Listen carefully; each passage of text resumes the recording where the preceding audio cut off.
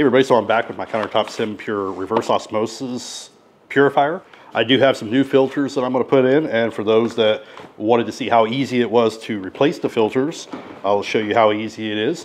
One of them is already removed. The CF filter, we're just going to twist it, and that is going to unlock it, and then you're just going to pull it right off. And then you're going to do the opposite when you are putting them back on.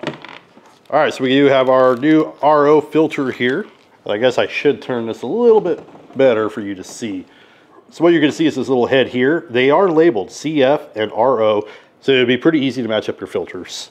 Then you just need to line it up where it goes in, and then give it a twist, and it will lock in place as you twist it.